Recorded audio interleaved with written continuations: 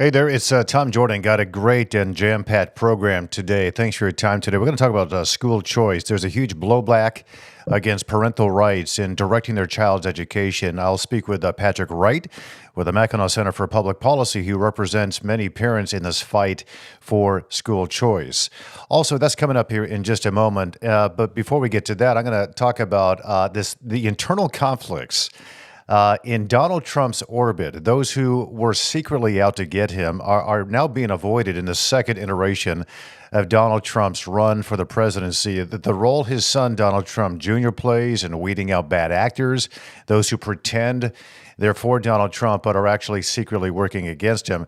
We're going to talk with Dr. Mark Moyar. He's a former Trump appointee and current chair of military history at Hillsdale College. He knows all about this. He has seen it firsthand in the Donald Trump administration. That's just seconds away. But first, I want to give you an update on Hurricane Milton. Take a live look right now over at different areas of Florida. Thankfully, it's pretty much moved out into the Atlantic. You can see that the damage is there, and it slammed into Florida overnight, wreaking havoc. 120-mile-per-hour winds, devastating storm surge.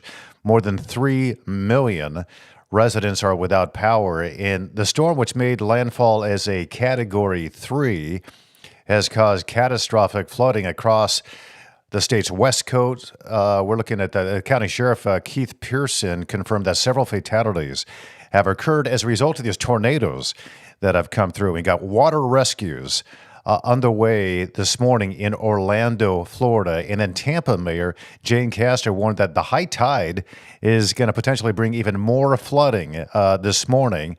And law enforcement officials there are urging people to stay indoors. There's downed power lines there. There's debris that is littering the streets throughout that western portion and the northern portion of Florida. Meanwhile, in St. Petersburg, this was amazing. The roof of Tropicana Field has been torn open and a crane collapsed. And that's just adding to the destruction in that portion of Florida. Florida Governor Ron DeSantis, he mobilized the largest rescue effort in the state's history as a result of Milton, with thousands of National Guardsmen on the ground there right now, and the storm moving off the coast into the Atlantic. Officials are still stressing that the worst may not be over as rescue teams face a whole slew of dangerous conditions to reach those who are in need. I know a lot of people know a lot of people down there. We have more headlines coming up here as well after our interviews here on Tom Jordan Live. Also, just a reminder to chime in, to comment, or ask questions in the comment sections, and I'll get to those in just a moment. Also, the best way you can help Tom Jordan Live is simply to subscribe and click on that notification bell. All right, Donald Trump Jr., the son of the former president, has taken on the role of kind of a gatekeeper of his father's political orbit, ensuring that the loyalists like J.D. Vance and others are really at the forefront of the next administration. His influence, Donald Trump Jr., is really shaping the future of the Republican Party and reflecting his deep understanding of the party's base and its shift toward an America First agenda. Here's the deal, though, because in Donald Trump's orbit, there are a lot of what you might call snakes in there. They saw that in the first administration. Just keeping those snakes out is going to be a big priority. Building kind of a fortress around, Donald Trump's agenda. J.D. Vance might look pretty casual, but his place on the ticket is a calculated move by Donald Trump and the Trump family to solidify the movement's future. Listen, the first administration of Donald Trump, there were some mistakes. And I guess, you might say blind trust that those around you are in it for your good, for Donald Trump's success as a president, but also for the American people's success. But listen, there's a lot of people, as we saw, coming out of that previous Donald Trump administration who are actively working against him. And so they're trying to rewrite the playbook here to make sure that and ensure that the next Trump administration will be more focused, it'll be loyal and aggressive as well for the benefit of the American people. After years of watching that administration bogged down by these internal conflicts that didn't need to be there, people like Donald Trump Jr. are taking it upon themselves to ensure that only the most loyal allies, and when I say loyal allies, I mean that in the best sense of the phrase, You want people who are a key part of the key fabric of your administration to work in conjunction with the vision and the mission of the particular administration. And the second term, that is likely what is going to happen because of all the lessons learned from Donald Trump's first administration. Who can you trust in that deep administrative state? Dr. Mark Moyar, he's a former Trump appointee and chair of military history at Hillsdale College. He knows all too well about these bad actors, and he details those challenges in his new book, Masters of Corruption. It's out now, Masters of Corruption. You can get it on Amazon, and it details his own firsthand experience exposing bureaucratic corruption and offers, a well thought out roadmap for Trump or any other future conservative president to build a loyal team and successfully drain the swamp, as they call it, meaning these people who are not in it for the good of the American people, the bureaucratic state, the administrative state. So we're going to bring in Dr. Moyar right now. Doctor, I can't thank you enough for coming on the program. It's a privilege to have you here, and I thank you very much for that. It's great to be with you, Tom. Thanks for having me. You bet. So I guess what I'd like to start with, your experience in the first iteration of the Donald Trump administration as it relates to the power of the bureaucratic agencies that now exist and how they were working against Donald Trump in his own administration. Yes, I worked at the Agency for International Development, and we faced a problem that you saw pretty much across the board, which was that there was not enough effort or care put into picking who the people were who were going to actually be the political appointees. Now, there's about 4,000 political appointees in the federal government, but you've got about 4 million federal employees, so it's about 1,000-to-1 ratio. And so if those 4,000 are not vigilant and intent on getting the bureaucracy to work, the bureaucracy is going to subvert them and subvert the president's agenda. And you mentioned this question of loyalty, and sometimes during the Trump administration, people were saying, "Oh, how dare you try to enforce loyalty tests?" But the truth is, if you look at Democratic administrations, those people are quite loyal. I mean, you don't see people in the Biden-Harris administration right now counteracting all the left-wing policies. So this was something that was somewhat peculiar to the Trump administration, and partly because his election was unexpected. But you had a lot of people in there who were just in it for themselves, some of whom didn't agree with the president's policies. And so it really took a lot of time to reverse that. So it is very encouraging to see now that we have Don Jr. taking a leading role in making sure this mistake doesn't happen again. Yeah, it's smart. It is interesting, though, when, the Democrats have loyalty, they call it unity within their party and their administration. And when the Republicans, especially Donald Trump, have loyalty, the media and the Democrats call it authoritarian rule type of thing. No, everybody wants to have loyalty. When you're trying to run a business, you want people who are loyal to the mission, to the cause, to the values that you are espousing.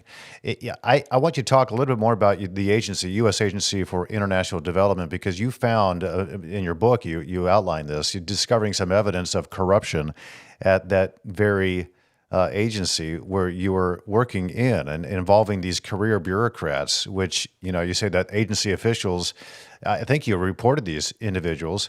How does your experience illustrate the deep-rooted, resistance within these federal agencies to exposing corruption? What does it suggest, you think, about the difficulty of reforming these institutions based on what you just described, how deep the corruption exists within the bureaucratic agencies? Yeah, you're right. It is, there's a lot of different forms of corruption. And people sometimes think corruption is just somebody siphoning off money from somewhere, but that's actually pretty hard to do. So there's a lot of other ways, more sophisticated ways that they have. So one of the main forms of corruption was simply bureaucrats refusing to do what the White House wanted, instead doing what they felt was right. And we know most of the bureaucrats are Democrats, if not even further left than that. So that was one form. There was also huge amount of conflict of interest. Our agency, like many agencies, doles out billions of dollars in contracts every year, and those are supposed to be awarded impartially, but there is all sorts of evidence indicating that personal connections, favoritism, politics will interfere with those decisions. So I found myself in an office where the number two in the office, who was a career bureaucrat, was at the same time he was a government official, he was also the chairman of the board of a company that was getting federal money. And this should never have been allowed to happen. But we also had corrupt lawyers in the agency who permitted this sort of thing to go on. So I reported that. But then the bureaucracy turned on me, and they found in one of the senior political appointees, one of the senior Trump appointees, a woman named Bonnie Glick. They convinced her that I needed to be fired. And now she was sort of the prototype of the Trump appointee you don't want. She was not there to advance the president's agenda. She had her own massive conflict of interest. She was married to a top agency lobbyist. And so she actually will get fired in 2020. So what happens in 2020 is you get a change in the White House Personnel Office with Johnny McEntee coming in, and they finally become vigilant about purging these people who are not there for the right reasons. But again, it takes 3.5, almost 4 years before this happens. Yeah, so retaliation is alive and well, and I, you've experienced it firsthand. I mean, I would think this is a retaliatory plot in action while you're there. So, other Donald Trump appointees to these various agencies, were they experiencing the same thing? From as you talk about these thousands, what do you say, millions of bureaucratic, employees and whatnot who are primarily Democrat? Is that, I would call it, I think rightfully so, the swamp. Was that common practice during the Trump administration to Donald Trump's appointees were being retaliated against simply for their support of Donald Trump? Yes, yeah, unfortunately, it was very common, and there's a variety of techniques they used. A lot of times, it was making complaints through the inspector general. It was making accusations about security clearance. Now, that's what they accused me of. Was they claimed I had disclosed classified information, but they then refused to actually turn over supposed evidence and violated due process. And I actually still have a lawsuit going on because we tried to get the information with the help of Senator Charles Grassley, and they've just refused, even though there's laws and orders that say they're supposed to turn it over. But this is pretty standard. They've gone after quite a few people's security clearances. And another thing they do, if they can't get you fired, they get you tangled up in legal matters or administrative proceedings so that you can't do your job. In some ways, like we've seen since the election, that they've tied President Trump up with all of these frivolous lawsuits. Yeah, I mean, we can see it playing out still today. I mean, the retaliation against Donald Trump himself is thick. It doesn't stop, and it just makes you wonder, how deep is this, and how do you, if you enact some future reforms to eliminate these, I guess, incentives for this kind of behavior, how do you do that? I mean, in your case, the main perpetrator of the corruption that you exposed ended up avoiding punishment by just simply transferring to another federal agency. It reminds me of other, there's a lot of criticism of, I'm not complaining about the Catholic Church, but, in that scandal that they endured a few years back, they would just remove a particular person and put it in a different parish. And I see this kind of happening here in this bureaucratic agency. They just transfer to another federal agency, and pretend nothing happened. What is that case that you were involved with? What does that tell us about the effectiveness of the internal, disciplinary measures in these federal agencies, and what needs to change? Yeah, it tells us we have a two-tiered system of justice within the federal government, just as we have, more broadly. You have career bureaucrats tend to have friends in these various law enforcement, ethics, et cetera, agencies who will let them off easy. So yeah, as you said, this individual, he gets caught, and in his case, there is lots of incriminating evidence, and it's produced. So instead of firing him as they did to me, they instead said, "Well, why don't you move over to this other agency? And by the way, this dishonesty should disqualify you from having a security clearance, but we'll let you keep your security clearance." So this individual is now a senior official at the Department of Defense. And this happened shortly before Trump left office. And of course, the Biden-Harris administration isn't holding such people accountable, that these are people who are actually important to them, these deep state actors.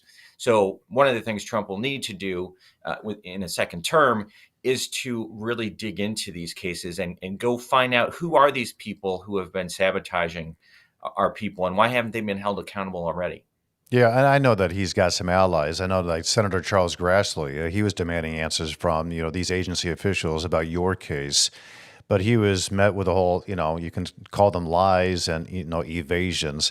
How does that response from these federal agencies highlight the obstacles? I mean, that Donald Trump is going to face, and other lawmakers as well, in trying to enforce accountability. You always hear the phrase "let's drain the swamp," but that seems pretty difficult when you got inspectors general and others who are not willing to take that role in making sure accountability is followed through. Yeah, well, there is supposed to be this congressional oversight, and Senator Grassley did initially get Congress to hand over some information on my case. But then in 2021, the Republicans lose the Senate majority, and the new Biden Harris administration, despite claiming to be the most transparent administration in Mhm. history, decides instead they're going to come up with excuses why they don't have to provide this information because Senator Grassley is no longer committee chairman. And the new head of USAID at that time is Samantha Power, who I'm sure is known to you from her Yes. role in the unmasking of General Flynn. And so she writes back to Grassley, I don't need to give you any more information. And so that's partly why we have to then sue, because they're still withholding all this information on the case. And as you said, you have these other apparatus, especially the inspector generals, which are not well understood, but they're supposed to be preventing waste, fraud, and abuse, and oftentimes they're actually protecting what waste, fraud, and abuse. So what you need is people who are going to go in vigorously and root out this corruption. And this is again something where you have to get the right people, because there were a lot of people in the first Trump administration who were not there to stop corruption. They were there because this was career enhancing. They were going to get a nice job afterwards, or they were friends with some senior person. And you need to get people who believe in the cause and don't care that A, the bureaucrats are going to attack them, B, the press is going to attack them, because this is a common thing we saw, was that those who are actually doing their job will be subject to leaks that are in the press attacking them. And these got to be people too who are not expecting to get employment in the swamp after the administration. Because another thing we saw with the Trump administration is that the swamp did not want to hire these people, the Trump appointees who did a good job in 2021. They wanted to hire the Trump appointees who had colluded with bureaucrats or simply been inert. And so those kind of people got jobs at contractors and nonprofits and in congressional staffs. So this is a cultural change that began in the first administration, but will be advanced, I think, in getting these kind of people who are there for the country and not because they want to be permanent swamp creatures. Oh yeah, it's always about what's in it for me down the road, and that's part of the swamp, the career advancement and the enhancement if you're part of an administration, rather than the true goal of that particular administration. We're speaking with Dr. Mark Moyar, former Trump appointee, and he's the author of the new book Masters of Corruption. You ought to check it out because it details a lot of what's really happening behind the scenes. I want to ask you this, Doctor, about Donald Trump Jr.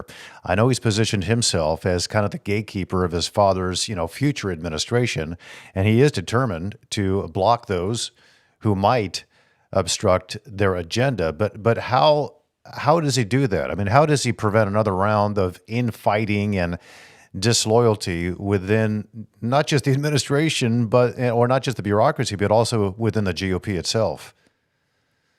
I think the Trump administration did learn that this question of loyalty is paramount to his success. And I said it really isn't until 2020 that they start to take action. But I think once Trump left office, this was identified as a key point. And so we've seen for the last 3.5 years that both Trump and his organization and also several other outside organizations have been spending a lot of time screening potential people for a Trump administration. And so I think they're going to have a good slate prepared this time of people who they have good reason to believe are there for the right reasons. And this is what didn't happen in the first Trump administration, because there wasn't a lot of time to prepare, and it was left to Chris Christie to Hmm. identify personnel. And of course, we know Christie later turns on the president, and Right. right after the election, they look at what Christie's been doing, and they realize that these are, a lot of these are your typical swamp people, some of whom don't support the president. So they basically start from square one, and they have to try to fill this administration in a couple of months, whereas you really do need years rather than months to prepare for this. Yeah, and I think he's had those years, and I think he learned a lot of very painful lessons, as many people did, about how deep the corruption is and the willingness of people you thought were your friends, who ended up being your foes. The willingness and the lengths they're willing to go to destroy you for their own benefit. We've seen it time and time again, and there's many names out there.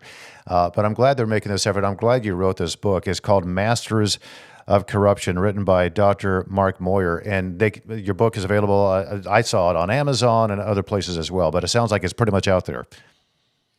Yeah, that's right. And there's also a Kindle version and an audiobook version for those who like those formats. Yeah, I like them all. I like my Kindle, I like my audiobooks, and I like the real deal as well. Dr. Mark Moyar, former Trump appointee and chair of military history at Hillsdale College. I know you got a class you got to teach here, so I appreciate your time and as you're prepping for your class this morning. Dr. Mark Moyar, thank you so much. Appreciate it.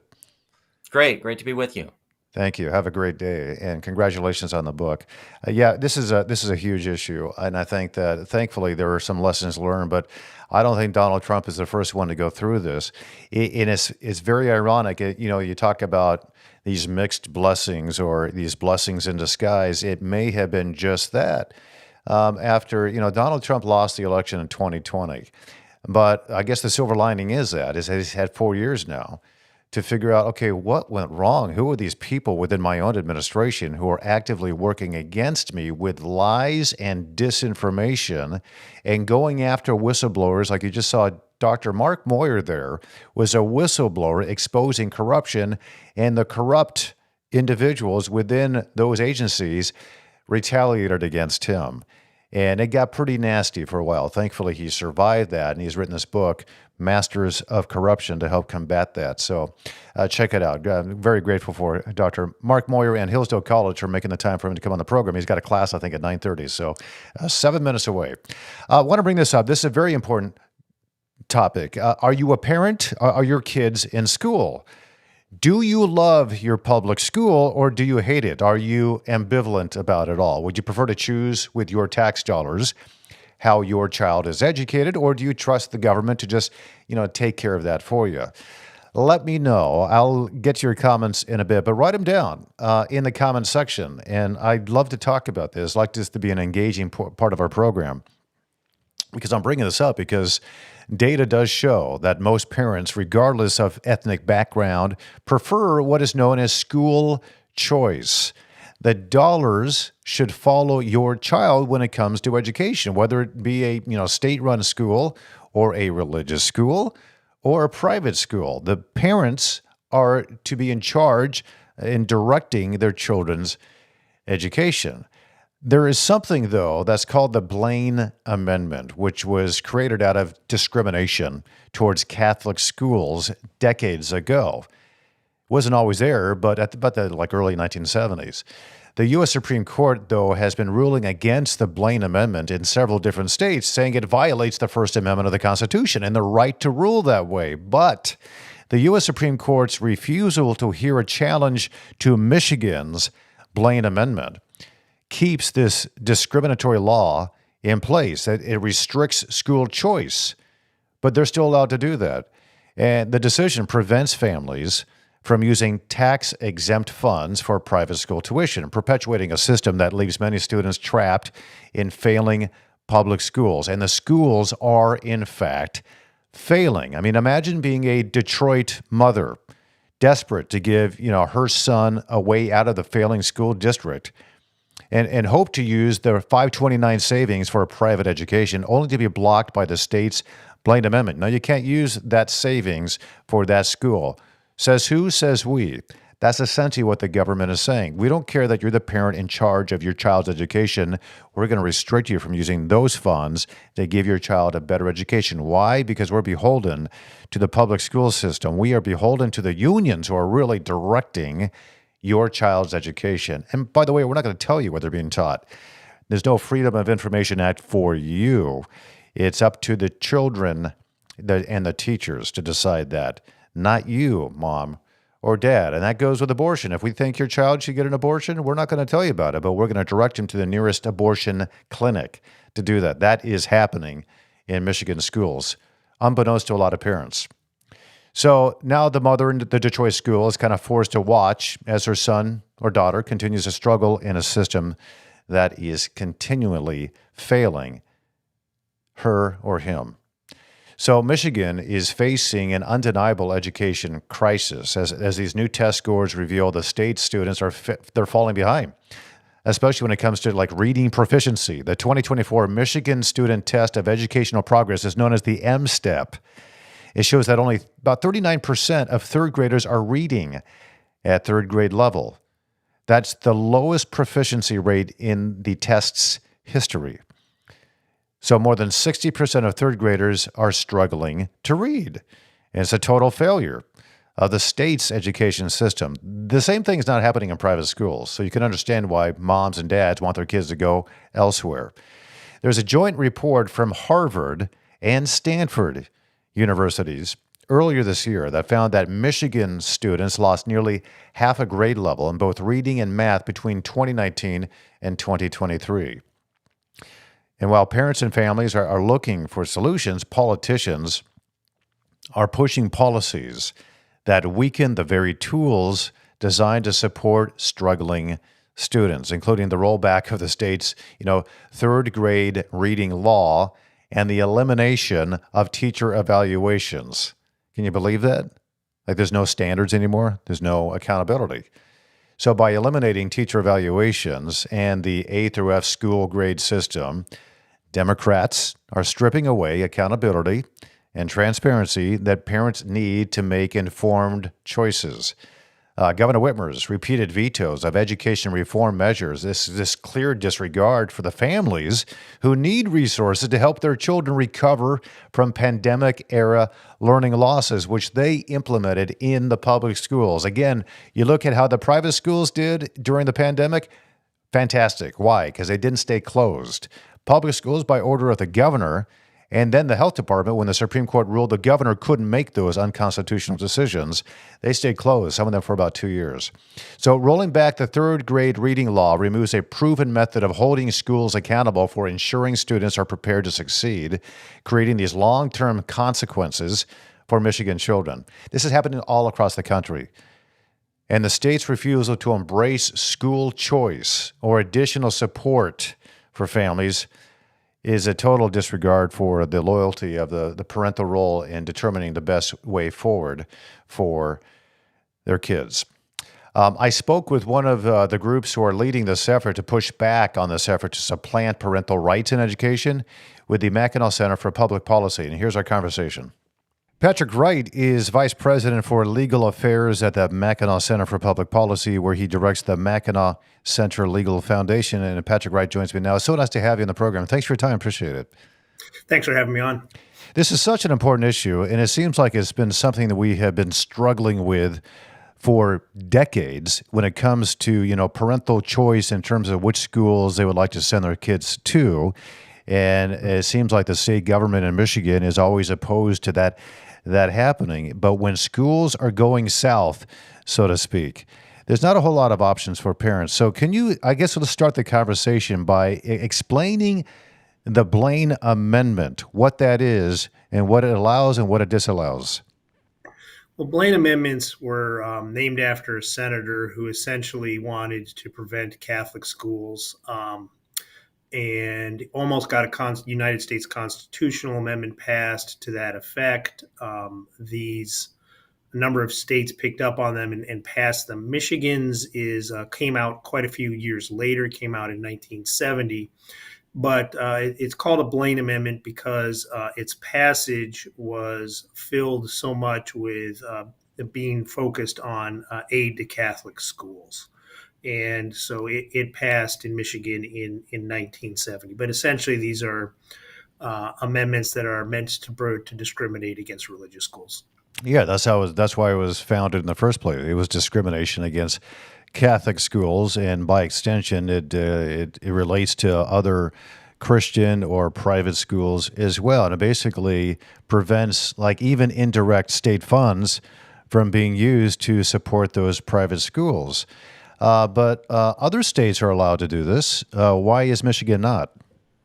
Well, Michigan's in 1970, the people that wrote the amendment wrote it in a unique way. They wrote it with what we call facial neutrality. So it says that it applies to no aid to religious schools, no aid to secular schools that are non-public. So, your Detroit Catholic Central can't get aid, but then again, neither can Country Day or schools along those lines. And so the idea was that they were attempting to prohibit all aid to private schools. Now, really, the reason they did it was that they were upset in the 1970s, early 1970, that some state aid to Catholic schools had passed the legislature. So this was a means to try and stop that. So what has happened in other cases, in other states, in Maine, in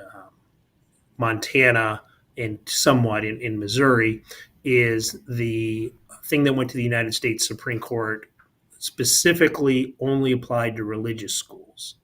What was unique about our case was while it said it applied to everybody, it was so clearly aimed at religious schools. And so we were kind of trying to take it one step further.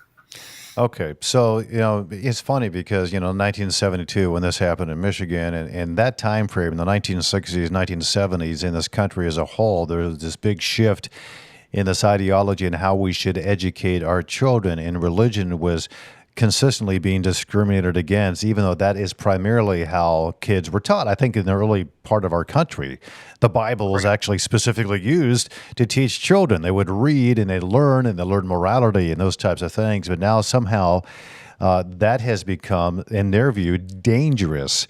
And then we can see what's happened to a larger degree to our society since the 1960s and 1970s. And the reason why we're talking about this today is because the Supreme Court has now refused to hear this case in Michigan.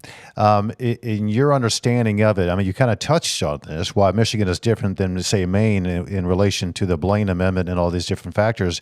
But what was their reasoning, the Supreme Court's reasoning, to not even hear this case in the first place?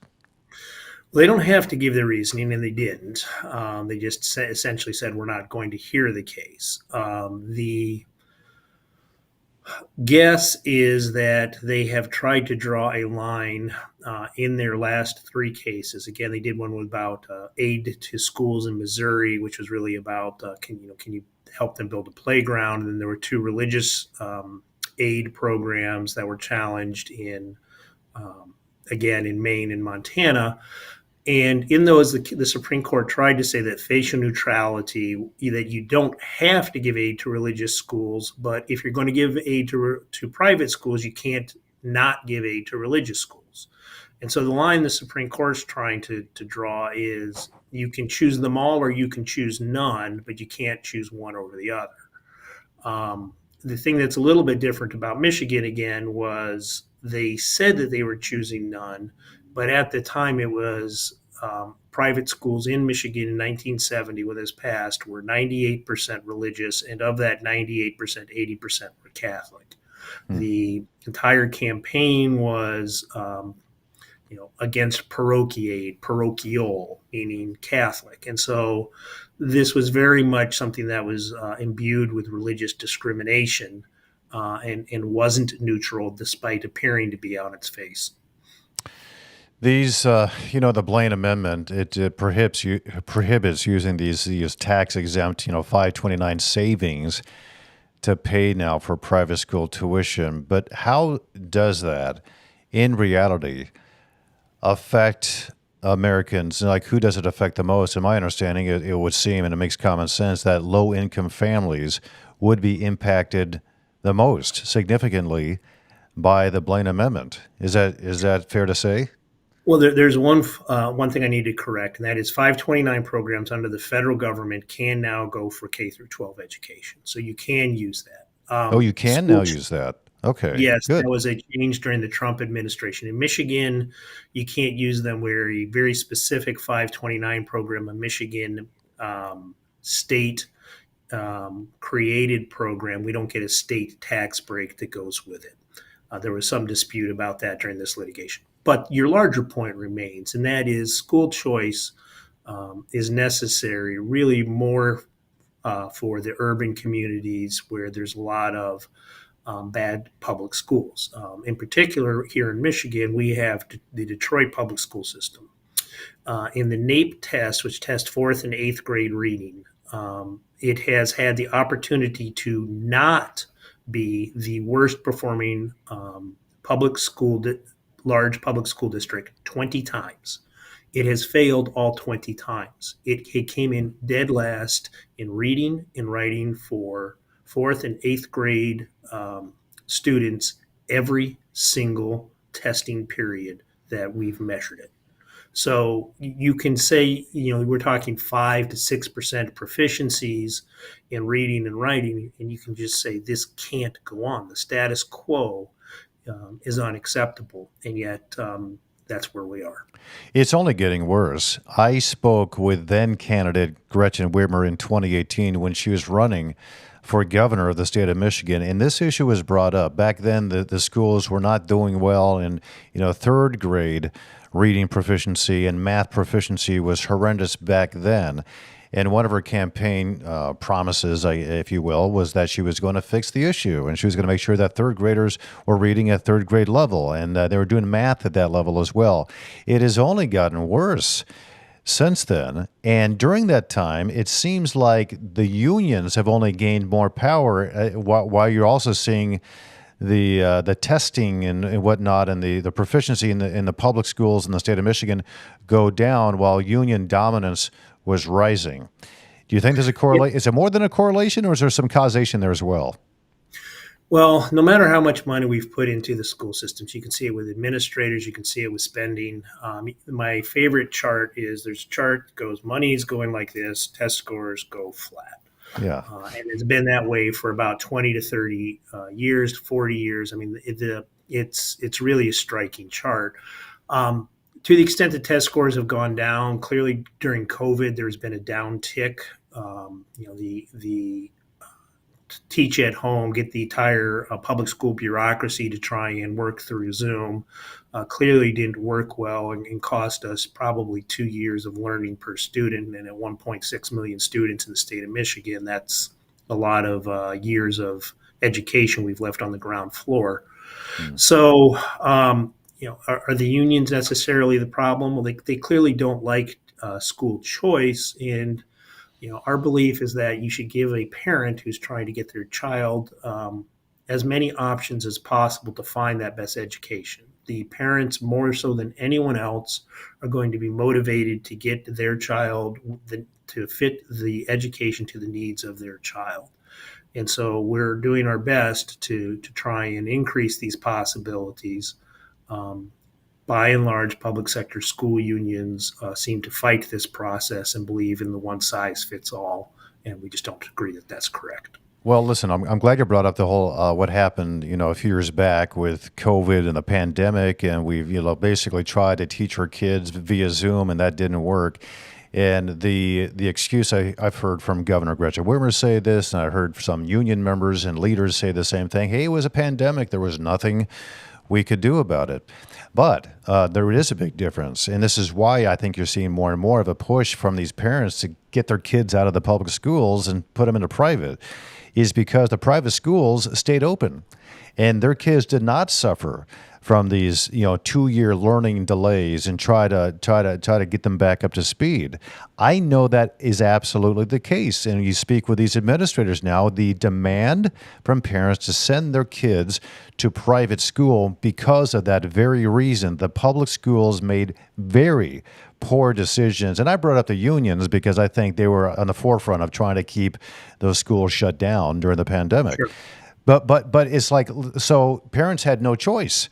And if they couldn't afford to go to a private school, they had no other option but just to do whatever Governor Gretchen Whitmer told them to do in relation to educating their kids, or when she was no longer allowed to do that by order of the Supreme Court, the health department's orders to stay shut down. They had no recourse. I'm speaking, the parents had no recourse on how to get their kids a better education. And that's why this is, I think, in my view, becomes such an important issue, because parents feel like these are my kids.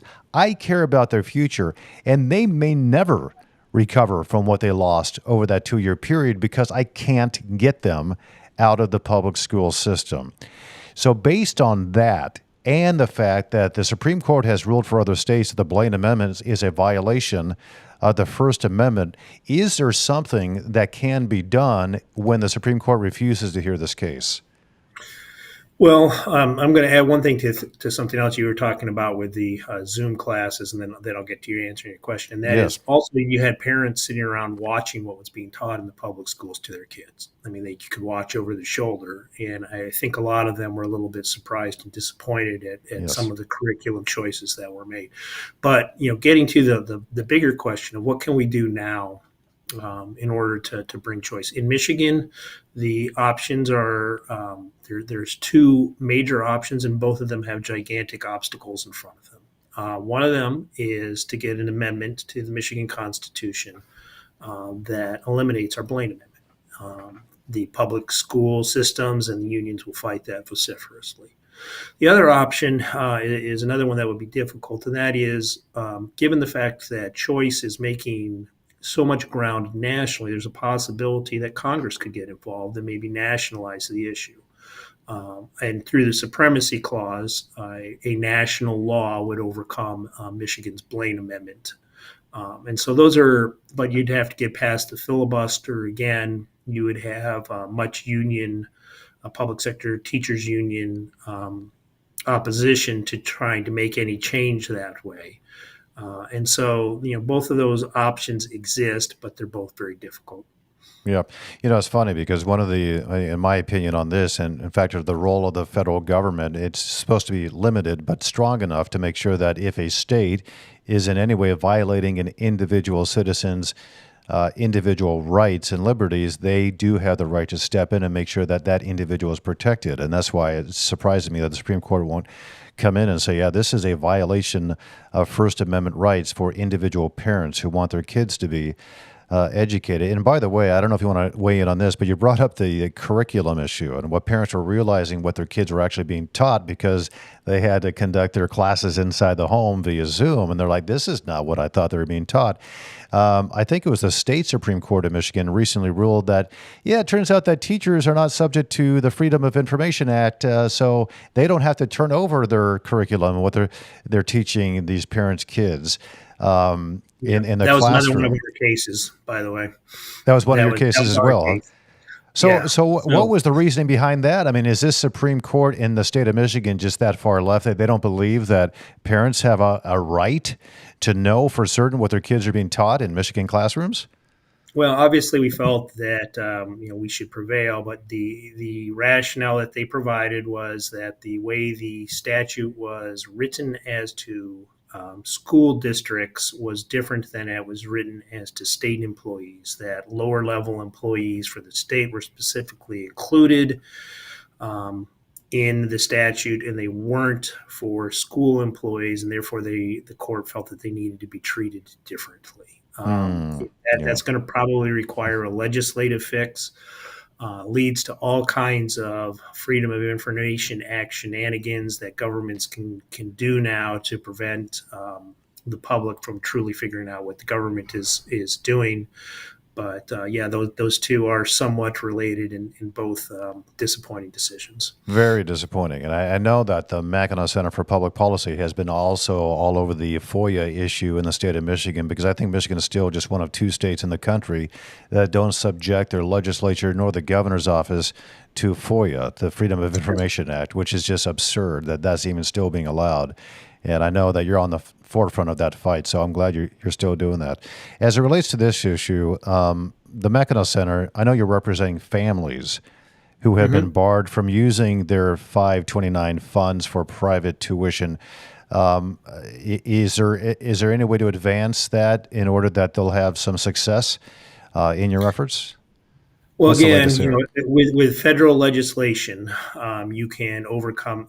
Again, in Michigan, you can use your for federal tax purposes. You can use 529s for that. So you can now, if you had 529 plan, you can do it. The only thing you can't do in Michigan is get a state tax break for it. So if you're thinking that that school choice is something you want to do, opening up a 529 plan early in your kid's education so you'd have more money later on is a good idea. You can get a federal tax break for it, so that is beneficial. But what you can't do right now is the state can't give aid either directly or indirectly to assist you in that. So again, your federal taxes are way more than your state taxes are typically. So start stuffing those 529s. There's a lot of talk from these unions and from the Democratic legislature in the state of Michigan that they're doing all the public school, push and priority because it's the best for these, underserved communities and these minority communities. The city of Detroit is one of the largest minority communities in the country, and their education system, the Detroit Public Schools, it ranks at the bottom of urban districts nationwide. So how do you think Michigan can justify this limiting school choice when public schools like these in Detroit are failing their students? Well, it was interesting when the Democrats first took over control after 40 years. They had finally got the state house, the state senate, the governorship all at the same time, and they were clamoring and fighting for what was going to be bill number one, the most symbolic bill that they were going to do. And the bill that I had hoped that they would do but didn't was something that was going to try and address the horrific results we see in Detroit. Um, that here was their opportunity to come in and say, we've got, 40,000 kids in the traditional school district, the conventional school district. We've got another 40,000 in charters. It's still the worst performing urban district out there. And, this wasn't priority one. And you just have to ask yourself, why not? Why is this acceptable? Why is the status quo in this worst performing urban school district something that we're just willing to accept? And I don't understand it. Yeah, I don't either. And I think they failed time and time again to such a degree that hopefully voters will wake up and say, listen, if we're going to get something different from this administration, from this legislature, we need to vote these individuals out and get somebody new that will make this a priority like they said they were going to do, but never did. Patrick Wright, Vice President for Legal Affairs at the Mackinac Center for Public Policy, where he directs the Mackinac Center Legal Foundation. You're doing really good work, Patrick, and I'm grateful that you're sharing that with us. We wish you all the best. Thanks for having me. Really appreciate it. Thank you. Yeah, Patrick Wright, good guy. We had that conversation prior to this program. That was yesterday, but obviously all relevant. One more note on this too: if you're thinking, oh, public schools are great, teachers and whatnot, they're all in on parental rights. No, they're not. There's now in Michigan, and this is again happening in states across the country. Michigan school districts, under the recent Democratic changes to what's known as the School Aid Act, can now refer students for abortions, minors in their schools, without notifying the parents. This is what is a priority to Democrats around the country. So now these local school boards in the state of Michigan, like Rochester and Grosse Pointe, they've moved now to remove these restrictions that says they have to tell parents about when referring to a kid to get an abortion. Do not tell the parents. That's how they feel about parental rights. On a slew, it's not just education, it's on a whole slew of issues, including health care. They don't want the parents involved. I know this is the case because I've spoken to the early childhood educators about this very topic a few years back. So they're talking about from the womb on through 12th grade, through adulthood, keep the parents far away from the decision-making process for their children. The government will handle it from here. Thank you very much. Move along now, parents. We'll take it from here. That's their attitude. It's amazing to me. So yeah, don't trust the public schools because they're run by, at least in Michigan right now, because they're being run by a far left ideology that removes parents from the decision-making process. I got a whole lot more on this too. And hopefully on Monday, we'll reveal some more things that are being taught to your kids in public schools by order of the Department of Justice, by the way. Local school districts, the DOJ involved. All right, we got some comments here, and I want to thank you for chiming in. Love to hear from you. Let's bring them up. Cameron is got the first comment here. It's from Robert Paulusiak. I hope I pronounced that correctly. This has been the problem for the past 30 years. Talking about education, I assume, Robert, and the fact that we can't somehow allow parents to choose for themselves what's best for their child's education. You're right. It has been the problem. We were talking about this, I think, even prior to that, 30 years ago. I remember the 80s discussing this very issue, 80s and 90s and school choice and why there's so much pushback against that. And it's bad for education if we allow parents to choose for themselves the best school for their child. And it's the reason why it's bad for education. They say the reality is that the unions don't get as much money. And these big, beautiful schools with 2 or 3 gymnasiums inside and these big, huge weightlifting gyms that the public who they said we're going to be able to use can only use it for a half hour a day or whatever, but the kids get to use it and the coaches and all that. The public is paying for all of these millions, tens of millions of dollars worth of improvements for these buildings. And that's why they don't want, that's one of the reasons why they don't want the money to follow the child. The other reason is because they want to control what your child is being taught. They want to control that. It's indoctrination from the womb all the way through into adulthood, beyond adulthood, and universities as well. It's a massive takeover by the government, and I believe in Marxist ideology. Massive takeover of the educational system and the healthcare system and the corporate system and the governmental involvement system. All of it. It's amazing what's happening. Thank you for your comment, Patrick. I appreciate it. We had another one here. Cameron's going to put this one up. Peter Slayton, great conversation with Dr. Moyar. Thank you, Tom. Peter, thank you. I appreciate it very much. Dr. Moyar is fantastic. He's Hillsdale College is a phenomenal resource. If you want to really learn about what the original document said about the founding of this country and why we have the Constitution and how that was developed and the Federalist Papers and whatnot, check out Hillsdale College. And they have a ton of free resources. And I use those free resources. They have online courses you can take for free. And they got a publication called Imprimis, which I read. It's all free stuff. And you can utilize, you will gain a much more clear understanding of why our country is so different from the rest of the world. It's for the benefit of this country's individual citizens. And they've stayed true to that. Most colleges taught this way back in the early part of our country's founding and beyond that, the first 100 years. Hillsdale hasn't changed. Most universities and colleges have changed radically, and they've gone radically to the left. And I keep going back to President Woodrow Wilson about how he wanted the United States to be more like Germany in Europe. So he started implementing these. We talked earlier in the program about this bureaucratic state. He was one of the early guys that introduced that to this country. All right, I want to take more of your comments. Right now. I'm going to get to them in a moment. I want to get some headlines here real quickly, but then I want to talk to you again, hear from you, just in the comments section, real easy. And questions if you want those as well. And I'll try to answer them best I can. I want to talk about this, censorship. This newly revealed set of documents, senior Biden-Harris administration officials have been exposed for seeking advice from foreign governments, particularly the United Kingdom, on policing online speech.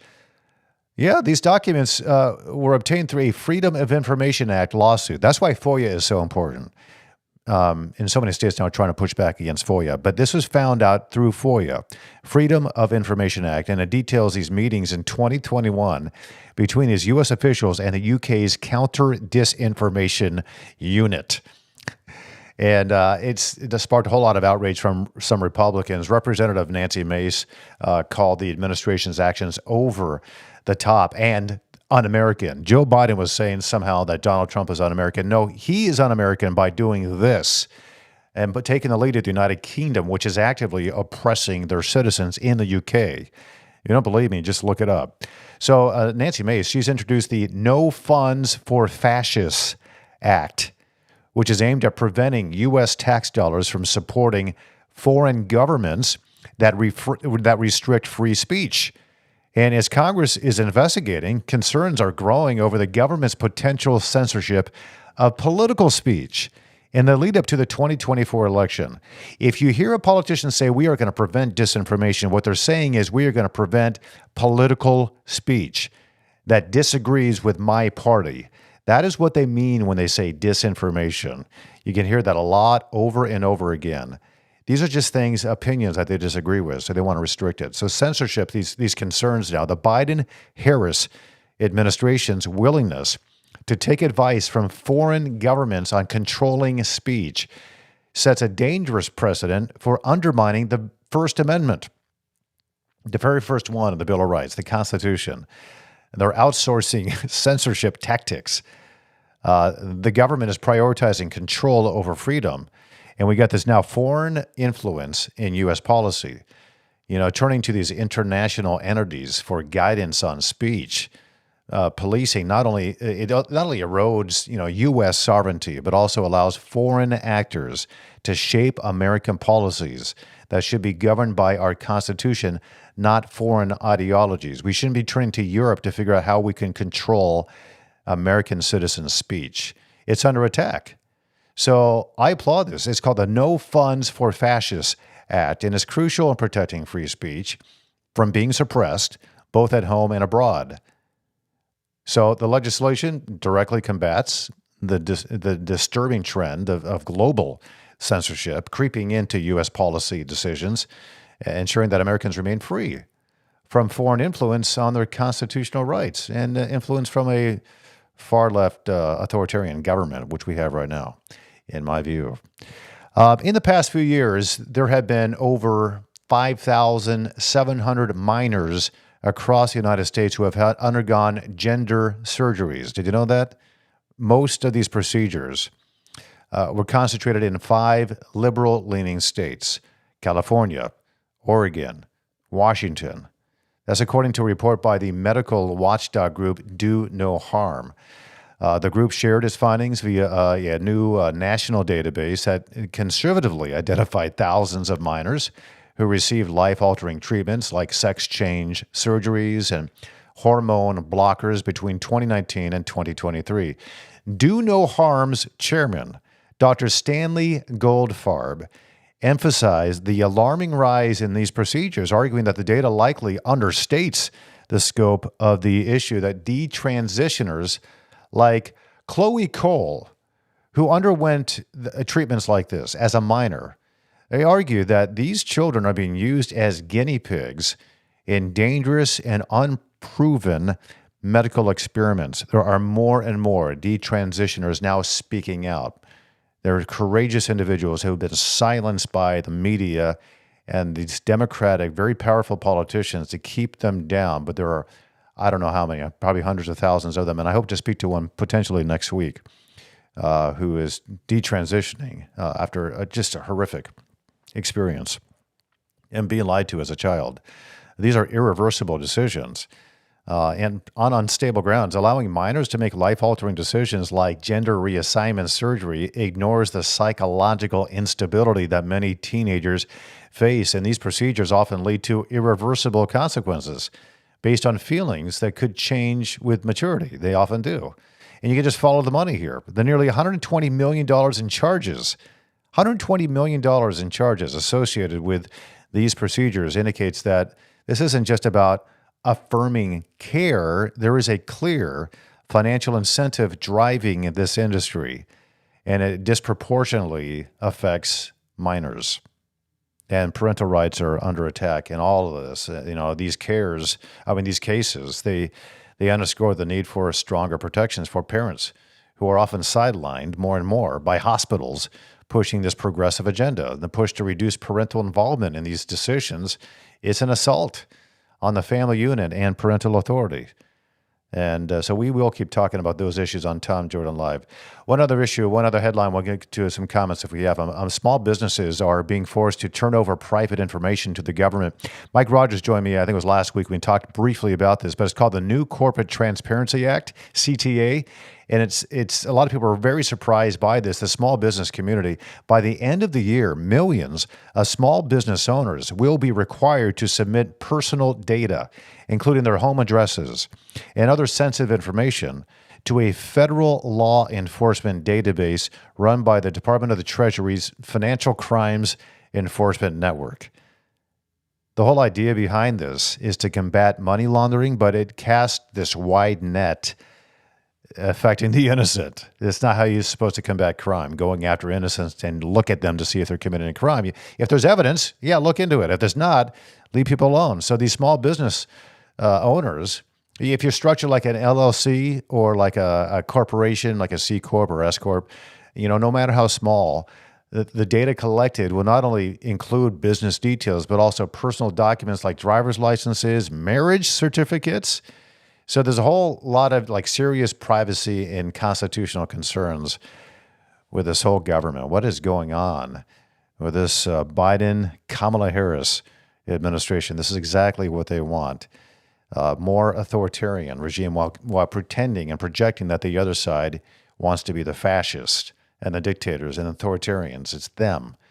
This is total government overreach. Let's see if we have any more comments. Cameron is watching the comments as they come into the program. Anything left over there, Cameron? We got one from Arlene. Arlene, thank you for chiming in. Always good to hear from you. Is it because of the controversial DEI and social justice teaching that parents are not allowed to discover the curriculum their children are being taught? Yes, Arlene, that is so much of this. DEI, social justice, CRT, this has become a priority in the educational system. And I just learned something additional to all these other things. Late yesterday, I got a call, pretty disturbing to me.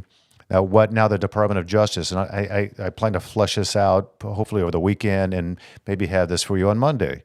But the Department of Justice is partnering with these local school districts. There's one in Heartland, Michigan.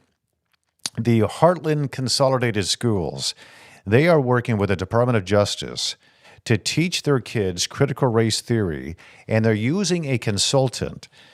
And I think the name is the Great Lakes Equity Association or something like that, or initiative.